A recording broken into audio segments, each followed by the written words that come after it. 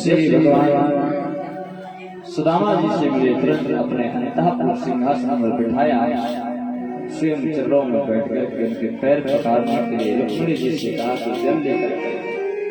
तब तक रुक्मिणी आती कि भगवान के नेत्रों से आंसू निकल पड़े। क्यों? जब चरणों को देखा, कई जगह सिर में कई कांटे लगे हुए थे, बीमारियां फटी हुई थी। ओहो, मेरा मित्र इतना परिश्रम करके इतनी दूर से चलकर मेरे पास आया। देखी सुदामा की दीन दशा, करुणा करके करुणा निधि रोए।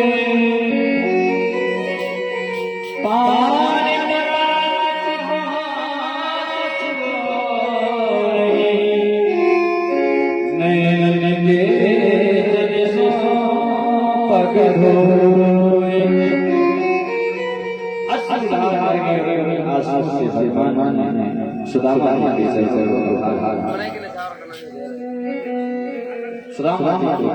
भगवान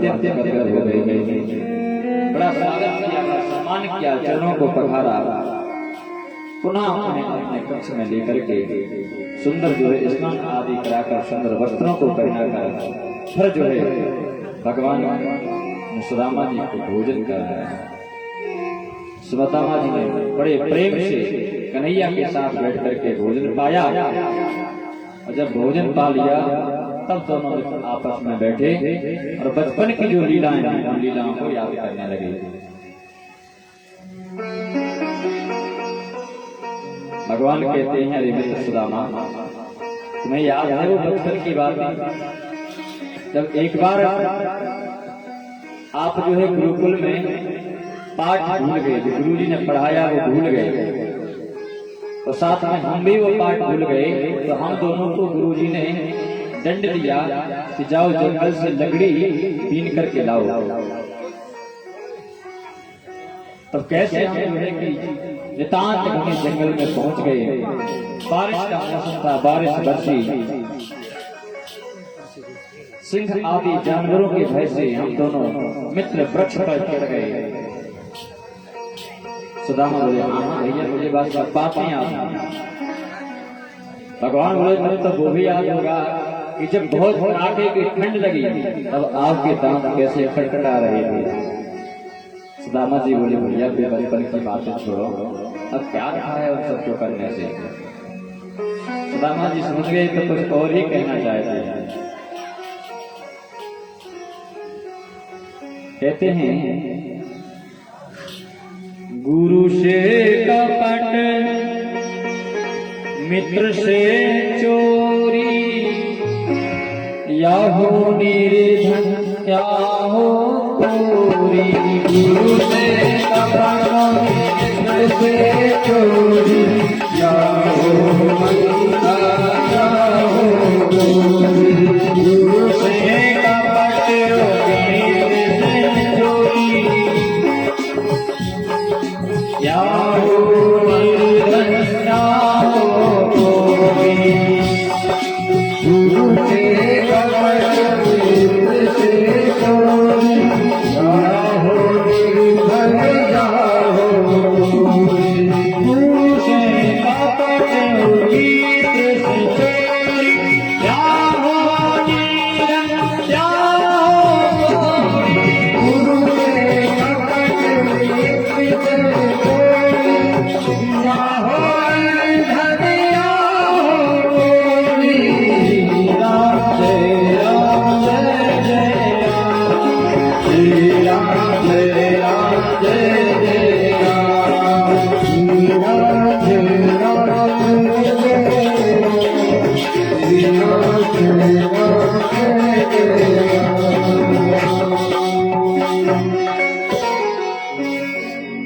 गुरु से कपट, जो गुरु के साथ कपट करता है, जो मित्र के साथ विश्वासघात करता है, चोरी करता है, वो या तो निर्धन होता है, अत्यंत गरीब, या फिर उसके शरीर में कोढ़ निकल आता है। ऐसा संतों ने कहा है, हमारा मत नहीं है।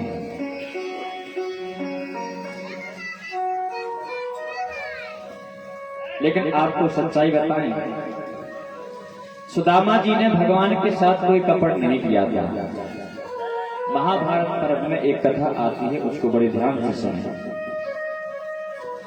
एक भगवान श्री कृष्ण की अनन्या भक्त थी, बूढ़ी बुढ़िया थी, जो भगवान की भक्ति करती थी। उसका कोई नहीं था, अकेली घर में झोपड़ी में रहती थी। रोज सुबह से भिक्षा मांगे, जो कुछ भिक्षा मिल जाए उसी को ठाकुर जी को भोग लगाकर भोजन पाती थी। एक दिन क्या हुआ कि उसको दिन भर कुछ भी भिक्षा में नहीं मिला। रात्रि के समय वो घर लौट रही थी तो किसी ने उसको चने दिए, थोड़े से चने दिए। अब उसने सोचा रात में क्या खाएं, सोना ही तो है, ये चने हम सुबह उठ करके ठाकुर जी को भोग लगा करके पाएंगे। उस गरीब बूढ़ी अम्मा ने उन चने को एक पोटली में बांधकर अपनी कुटिया में ऊपर लटका दिया। रात्रि हुई, कोई चोर आए, उन्होंने देखा कि कुटिया में कुछ लटक रहा है, कुटिया में कुछ लटक रहा है। उन्होंने सोचा ऐसा नहीं, बुढ़िया कुछ धन को लटका के रखी हुई, कोई खजाना नाश में बंधा हो। उस कुटिया को जो है कि कुटिया से निकाला चोरों ने और भागने लगे। तो बूढ़ी अम्मा जग गई, उस आवाज लगाई, पकड़ो पकड़ो, कोई चोर हमारे घर से चोरी कर करके भाग रहा है। पीछे पीछे वो बूढ़ी अम्मा दौड़ रही है, आगे आगे वो चोर। दौड़ते दौड़ते जैसे वह चोर सांदीपनी गुरुकुल के पास से निकला, तो वहीं पर वह चने की पोटली गुरुकुल में ही फेंकता गया और भाग गया। तब उस बूढ़ी अम्मा ने श्राप दिया कि जो भी इन चनों को खाएगा, मैंने ठाकुर जी के प्रसाद के लिए रखी थी, जो भी इन चने को खाएगा वो नितांत निर्धन हो जाएगा, वो गरीब हो जाएगा, भिखारी हो जाएगा। वही चने जब श्री कृष्ण और सुदामा जी वन में लकड़ी के लिए गए तो जो गुरु माता है उन्होंने चने दिए कि बेटा जब भूख लगे तो इन चने को खा लेना। तो कहते हैं कि सुदामा जी विद्वान थे, पढ़े लिखे थे, जो समझ गए कि चने श्रापित हैं, यदि इन चने को हमारा कन्हैया खा लेगा तो त्रिलोक का अधिपति है, तो त्रिलोक का अधिपति यदि निर्धन हो गया तो फिर इस जग का पालन कौन करेगा, इस जग का पोषण कौन करेगा। तो कहीं मेरा मित्र कन्हैया गरीब ना हो जाए, निर्धन ना हो जाए, इसलिए सुदामा जी ने वो सारे चने अकेले ही खा लिए और सारा संकट अपने ऊपर ले लिया। भगवान ये सब जानते थे कि कन्हैया सुदामा ने हमारे प्रति, हमारी गरीबी को बचाने के प्रति चने खाए हैं। आज वही समय जब आया, सुदामा जी भगवान श्री कृष्ण के द्वार पर पहुंचे, उनका बड़ा स्वागत किया। भगवान ने भोजन आदि से निवृत्त होकर के उनके चरणों में प्रणाम किया। भैया तुमको बचपन की सारी बातें याद हैं? सुदामा जी कहते हाँ भैया, वो बचपन को सब छोड़ो, अच्छा और बताओ। कन्हैया कहते हैं बताओ सुदामा जी, तुम हमेशा कहते थे कि शादी करना पाप है, शादी नहीं करना चाहिए, बिना शादी के बड़ा सुख है, क्या तुमने अभी तक शादी की? सुदामा जी बोले भैया की तो है, और तेरी भाभी का नाम है सुशीला। अब तो कन्हैया बोले जब भाभी है तो भाभी ने हमारे लिए कुछ तो भेजा होगा, बोलो क्या लाए हो मेरे लिए? अब सुदामा जी को भय लगा कि हे भगवान हम क्या बताएं, इतने बड़े महलों में रहने वाले, इतनी दास दासियां जिनके पीछे पंखा झुलाती हुई फिर रही हैं, जिनके चरणों की धूली को पाने के लिए बड़े बड़े संत यमलात्मा दुलात्मा महात्मा तरसते हैं, उन श्री कृष्ण के सामने हम कैसे एक फटे चिटे कपड़े में बंधे जनों को दिखाएं, चावलों को दिखाएं? सुदामा जी बहुत छिपाए, बहुत छिपाए। जब किसी भी प्रकार से सुदामा जी से बर्दाश्त नहीं हुआ तो भगवान ने तुरंत जो कांख में चने की जो चावल की पोटली दबी हुई थी, तुरंत भगवान ने उस पोटली को अपने हाथ में ले लिया। जैसे पोटली की गांठ भगवान श्री कृष्ण ने खोली तो उस गांठ को बांधते समय सुशीला जी ने एक श्लोक कहा था, आप भी सुने। हे गोपाल, हे माधव, हे द्वारका के धीश, मैं तो इतनी गरीब हूँ कि हमारे घर में तो एक अन्न का दाना नहीं है, इसलिए 5 घरों के चावल में मांग करके लाई, आप इनको स्वीकार कर लेना। और सुशीला जी कहती हैं कि एक मास तो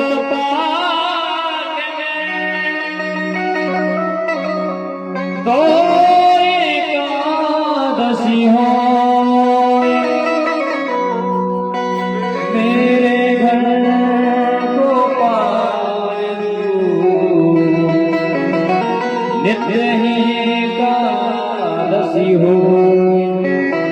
हे गोपाल, हे माधव, हे द्वारकाधीश, प्रत्येक व्यक्ति के यहाँ शास्त्रों के अनुसार एक महीने में सिर्फ 2 एकादशियां आती हैं, वह महीने में 2 दिन व्रत करता है, लेकिन हमारे घर तो रोज ही एकादशी है। हमारे घर में इतना अन्न ही नहीं है कि हम प्राणी पेट भर के खा सकें, रोज ही भूखा सोना पड़ता है। गोपाल, भगवान सुशीला भाभी के भाव को समझ गए और पोटली खोलते ही आशीर्वाद दिया कि भाभी होनी थी सो हो गई, अब नहीं ऐसी हो,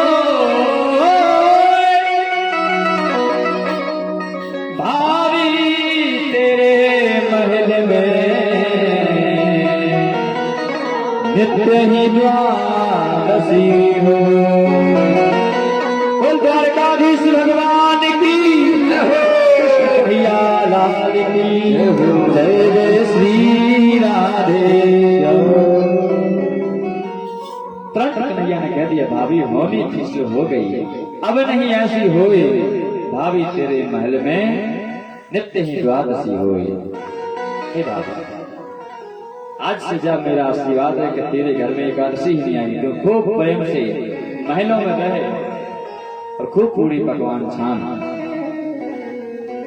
इधर जो है कुबेर और विश्वकर्मा आदि को भगवान ने आदेश दिया कि जाओ और सुदामा जी की जो झोपड़ी है उसको महलों में बदलाओ। फिर भगवान ने वह पोटली को खोला और उसमें से कुछ चावल निकालकर एक फटकी मार ली, फिर दूसरी बार कुछ चावल लिए और दूसरी फटकी मार ली।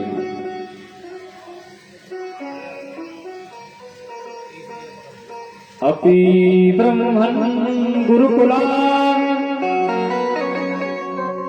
भवता लप्त दक्षिणा समावते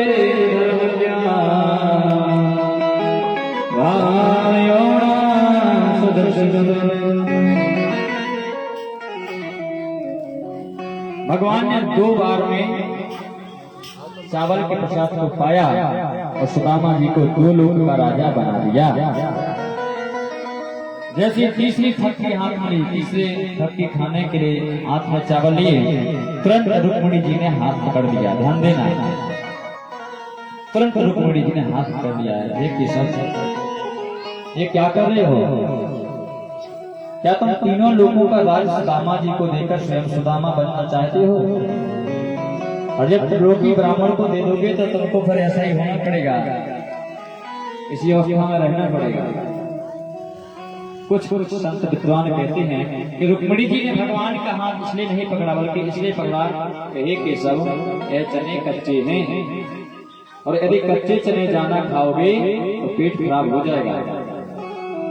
और कुछ विद्वान कहते हैं कि रुक्मिणी जी ने इसलिए भगवान का हाथ पकड़ा कि ब्राह्मण के घर का प्रसाद है, क्या अकेले ही पूरा खा जाओगे, कुछ हमको भी मिलेगा कि नहीं?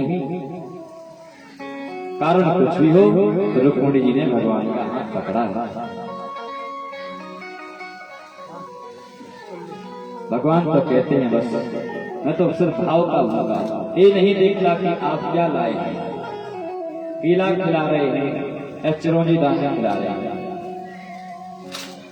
आप किस भाव से खिला रहे हैं तो ये देख ला। गीता में तो कहते हैं कि पत्रं पुष्पं फलम् यो मे भक्त्या प्रयच्छति तदहं भक्तपरतो आधाश्रणामि प्रयता।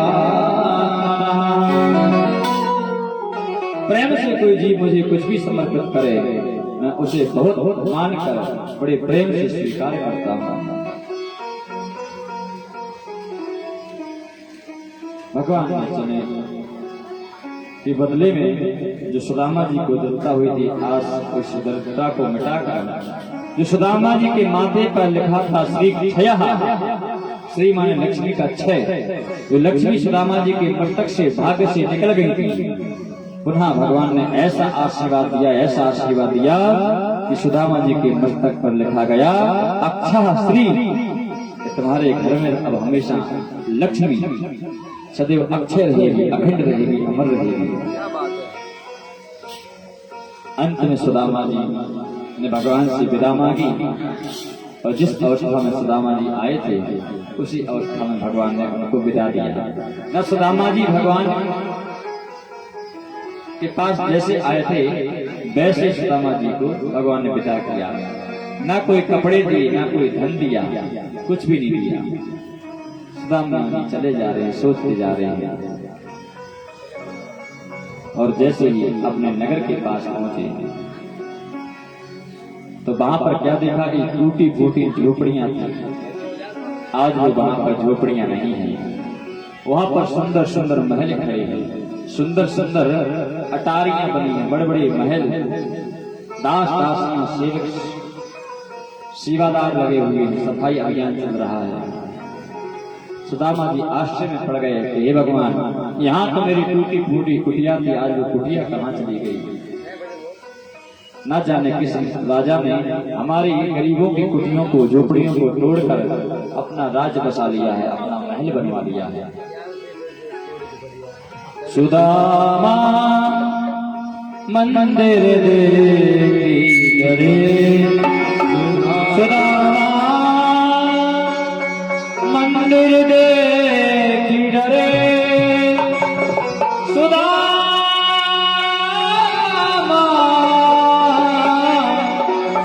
मंदिर देखी डरे,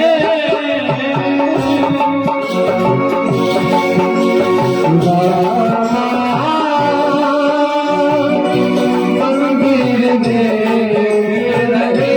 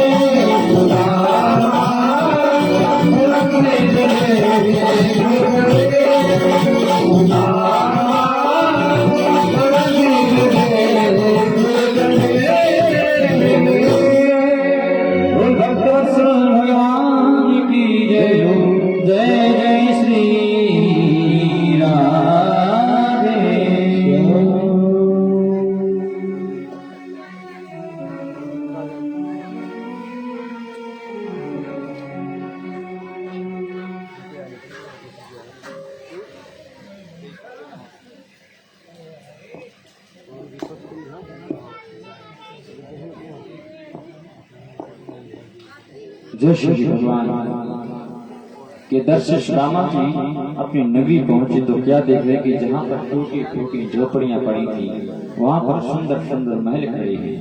अनेकों दास दासियां सेवादार नगर में साफ सफाई आदि कर रहे हैं। सुदामा जी देख करके डर गए।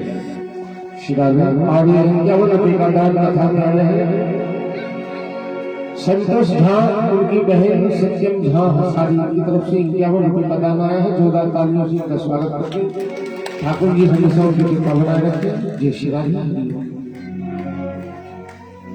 पुनः सुदामा जी की पत्नी सुशीला जी हाथ में जो है कि थाली पूजन की लेकर के मंदिर में जा रही थी तो जैसे ही सुदामा को देखा, सुदामा जी ने सुशीला को देखा, बोले ओहो सुशीला ये तेरे दो चुटीला। बोले राधे राधे। सुशीला जी कहती हैं ये सब भगवान की कृपा है। आपको वहां तो कुछ नहीं दिया लेकिन यहाँ पर भगवान ने देखो हमारे घर के भंडारों को खोल दिया है। कुबेर के भंडार को हमारे घर में ही खोल दिया है। सुंदर महलों को बना दिया, पूरी नगरी को सजा दिया। पुनः सुदामा जी तो महान बैरागी थे। बोले अरे सुशीला तुझे ही महलों में रहना था, तुझे ही धन की आवश्यकता है। मुझे तो भगवान कृष्ण के केवल भजन से प्रेम है, मैं तो भगवान की भक्ति से प्रेम करता हूँ। अब तुम खूब महलों में रहो, खूब छप्पन प्रकार के व्यंजन खाओ और मुझे तो भगवान की भक्ति करनी है, इसलिए मैं तो चला।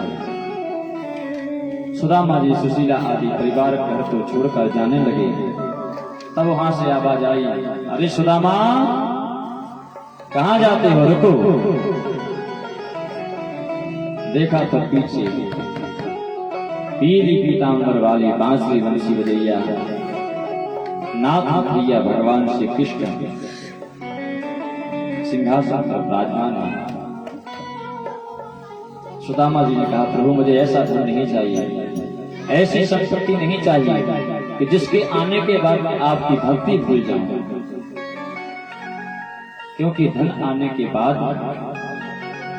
व्यक्ति को अभिमान आ जाता है और उस अभिमान में वह अपने नाते रिश्तेदार आदि सबको भूलकर केवल अपने आप को ही सर्वश्रेष्ठ समझने लगता है। वो कुछ नहीं देखता क्योंकि पद के आते ही अभिमान है। भगवान ने कहा सुदामा जी तुम मेरे परम भक्त हो, तुम यहीं रहो, यहीं भजन करो, तुम्हें कोई भी अभिमान नहीं आएगा, कोई भी तुम्हारे अंदर ऐसा पद का अभिमान, धन का अभिमान नहीं आएगा।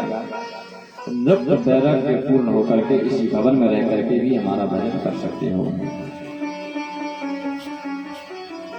सुदामा जी को आशीर्वाद देकर भगवान अंतर ध्यान हुए। भक्ति भक्त भगवंत गुरु चतुर नाम बपुए, इनके पद बंधन किए, ना सत विघ्ने अनेक। भक्ति भक्त भगवान और गुरु, जो व्यक्ति इन चारों के चरणों में प्रणाम करता है, इनके पद बंधन किए, ना सत विघ्ने अनेक, उनके अनेक विघ्नों का नाश हो जाता है। अंत में भगवान श्री कृष्ण द्वारकाधीश में अपने परिवार के साथ बड़े प्रेम से रह रहे हैं। अपने बच्चों से हमेशा यही कहते हैं, रूप यौवन संपत्ति प्रभुतम विवेकता, एक मत निर्धाया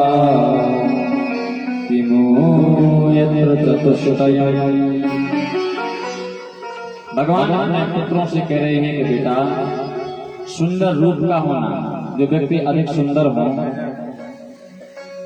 युवा अवस्था का होना, जो व्यक्ति अधिक युवा हो, जवान हो, नौजवान हो, और ज्यादा संपत्ति का होना या किसी सत्ता को मिल जाना, यदि इन चारों में से एक भी चीज किसी के पास में है और विवेक नहीं है, बुद्धि नहीं है, तो व्यक्ति अपना अनर्थ किए बगैर नहीं रहता है, तो अपना अनर्थ कर लेता है, संपूर्ण धन संपत्ति को मिटा देता है। इसलिए बेटा, तुम्हारे पास रूप भी है, तुम सुंदर भी हो, तुम यौवन भी हो, अभी युवा अवस्था के हो, तुम्हारे पास संपत्ति भी अखंड है, तुम द्वारकाधीश के पुत्र हो, और तुम्हारे पास सत्ता भी है, तुम महाराजा के पुत्र हो। चारों चीजें तुम्हारे पास हैं। इसलिए मैं बार बार कहता हूं कि कभी भी अभिमान मत करना, कभी भी ब्राह्मणों संतों का उपहास मत करना। साधिवो हृदयो मह्यम, भगवान के लिए साधु मेरा हृदय है। एक दिन जो है सभी पुत्रों ने ऐसा मन में विचार किया कि क्यों ना जे दुर्वासा, अत्रि, कर्णो, अंगिरा, बड़े बड़े महात्मा हमारे घर में पधारे हैं, क्यों ना हम इनके पास जाकर इनकी परीक्षा लें, देखें। हमारे पिताजी कहते हैं संतों का जो अपमान नहीं करना चाहिए, संतों से मजाक नहीं करना चाहिए। क्या वास्तव में संत में कोई शक्ति होती है? क्या वास्तव में संतों में कोई शक्ति होती है? चलो आज परीक्षा करते हैं। तुरंत जो है कि बड़े बड़े महात्मा, संत, मुनि, अत्यंत बैठे हैं, सभी जो है जो भगवान के पुत्र हैं, प्रथम साम अनिरुद्ध संतों के पास गए। विश्वामित्रोषिता मनो दुर्वासा भृगुरंगिरा कश्यपो वामदेवो वसिष्ठो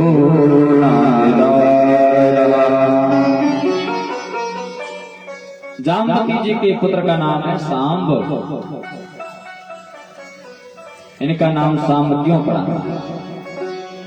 जामवती जी को जब पुत्र नहीं हुआ तो कृष्ण भगवान ने शंकर जी की तपस्या की और भोले बाबा ने कहा, क्या बात है कन्हैया, ले हमारी सभी पत्नियों के पुत्र हैं लेकिन जामवती जी के यहाँ कोई पुत्र नहीं है, इसलिए हमारी पत्नी जामवती बहुत उदास रहती है। यदि आप करें तो मुझे भी पुत्र हो जाए। शंकर जी बुरे बन गए। अभी अभी मुझ में और पार्वती जी में झगड़ा हो रहा था। पार्वती जी कह रही थी कि कृष्ण की बेटी बनकर मैं जाऊंगी, और मैं कहता था कि मैं कृष्ण का पुत्र बनकर जाऊंगा। अब आपने तपस्या कर ली, अब हम दोनों ही संयुक्त रूप से आपका पुत्र बन करके आएंगे। इसलिए सासी शंकर जी और अंबिका से जो है जगदम्बा जी, इसलिए जामवती के पुत्र का नाम रखा सांब। अन्य भगवान के पुत्रों ने सांब के जो है पेट में एक कढ़ाई बांध दी, लोहे की कढ़ाई, और जनानी साड़ी पहना दी, बाल चोटी लगा दी, लाली लिपस्टिक काजल आदि लगाकर सांब को बिल्कुल नई बहू की जैसे बना दिया। पेट में कढ़ाई, सुंदर साड़ी, सुंदर बहू जैसा स्वरूप। संतों के पास में सभी भाई गए, बोले महाराज प्रणाम। भगवान हमें जानना चाहते हैं कि जो हमारी नई बहू है इसके पेट में क्या है, इसके गर्भ से क्या होगा। आप तो त्रिकालदर्शी हैं, आप तो भूत भविष्य वर्तमान सब जानते हैं। आप कृपा करके बताएं कि हमारी इस भाभी के यहाँ बच्चा होगा कि बच्ची। पहले तो संतों ने कुछ नहीं कहा, बोले बच्चे हैं, नादान हैं, विज्ञान नहीं है, क्षमा कर दिया।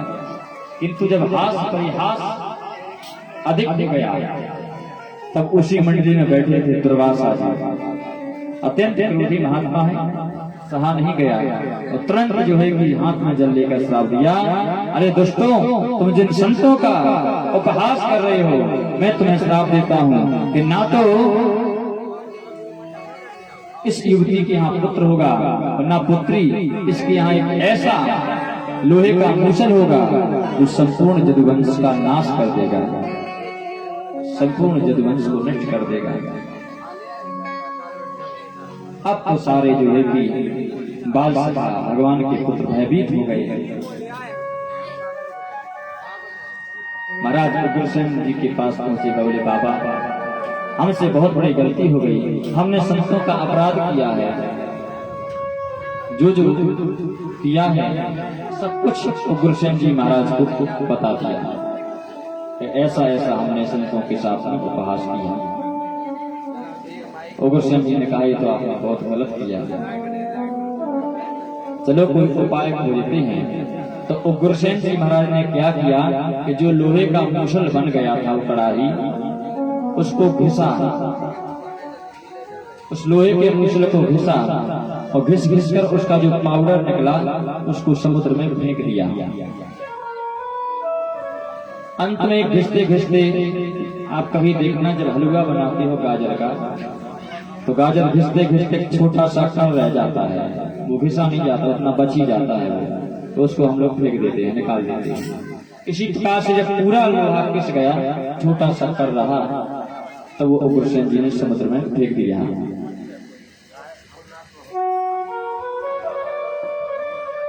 अंत में हुआ क्या, समय आया, देवताओं ने आकाश मंडल से भगवान की स्तुति की, प्रभु आप धराधाम पर पृथ्वी के भार को उतारने आए थे, अब आपकी लीला संपन्न हुई। प्रभु हम भी आपके दर्शन को, वैकुंठ के सभी देवता, स्वर्ग के सभी देवता, हम सभी आपके दर्शन को तरस रहे हैं।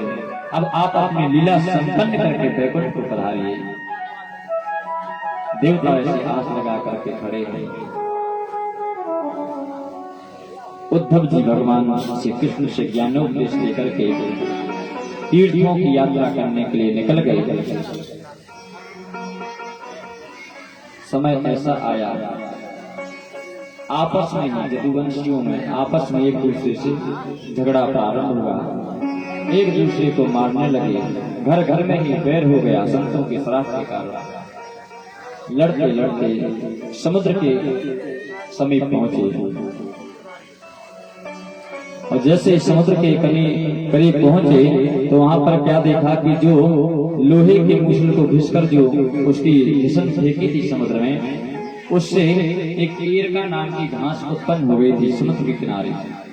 वो इतनी पैनी थी कि तलवार जैसी उसकी धारें थी।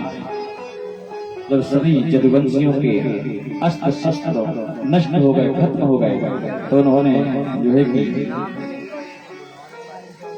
उस घास को उठाया, एक दूसरे में बार करके आपस में सभी झगड़ कर भगवान के परम धाम को पधार गए। कुछ यदुवंश जो उस समय युद्ध में नहीं थे, तीर्थों की यात्रा कर रहे थे, आज उन्हीं की कृपा से संपूर्ण जो भारतवर्ष में यदुवंश समाज है, उन्हीं की कृपा से आज जो यादव लोग हैं।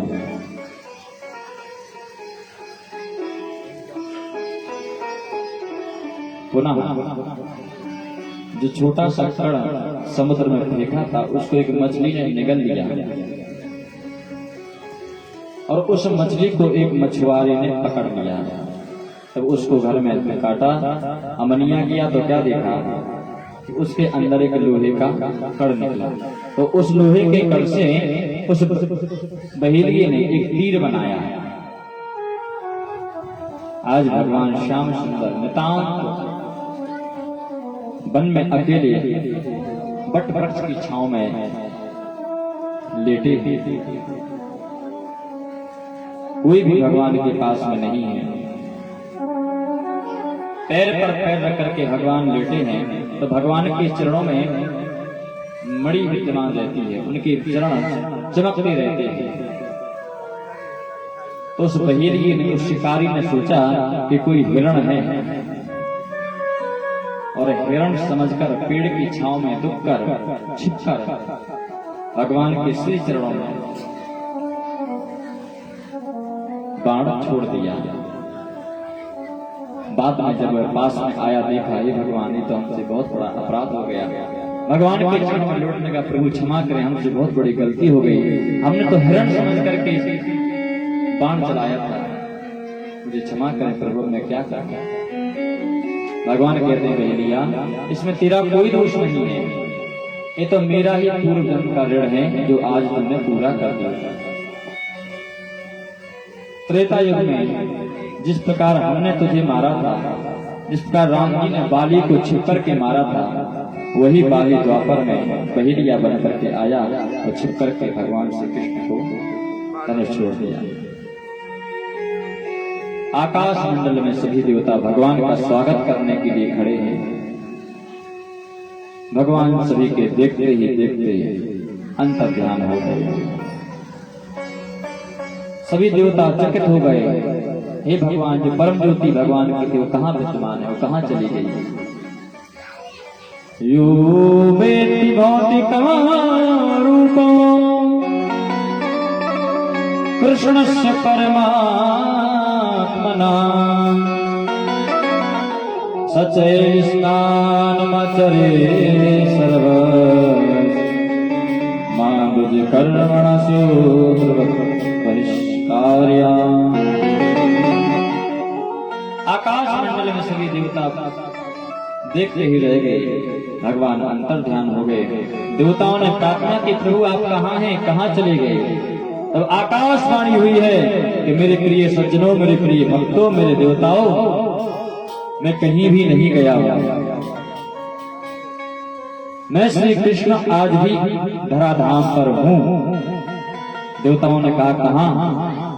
बोले भागवत होती है वहां। भागवत के जो अक्षर हैं, जो भागवत रूपी जो शब्द हैं, इन शब्दों के स्वरूप में हम शब्द स्वरूप में भागवत जी के अंदर विराजमान रहेंगे। जो भी भक्त भागवत की कथा सुनेगा, भागवत को करेगा, उसे भगवान की कृपा प्राप्त होगी। ये भगवान श्री कृष्ण ने अपने मुख से कहा है। तो शब्द स्वरूप मेरा ही स्वरूप है। इसलिए जो व्यक्ति सच्चे भाव से, सच्चे मन से, सच्चे लगन से यदि भागवत को सुनता है, नियम से सुनता है, कथा में सोता नहीं है, तो उसको भगवान की कृपा होती है, भगवान का साक्षात्कार होता है। बोले कृष्ण कन्हैया लाल की। यहाँ पर एकादश स्कंद की पूर्णाहुति के साथ द्वादश स्कंद भागवत का जो अंतिम स्कंद है उसमें प्रवेश करते हैं। सुखदेव जी कहते हैं, राजन, कलयुग में बड़े बड़े दुर्गुण होंगे, कोई सत्य नहीं बोलेगा, कोई दान धर्म नहीं करेगा, बहुत जरूर में करेगा, लेकिन गुण तो केवल एक है, क्या? कलयुग केवल कलयुग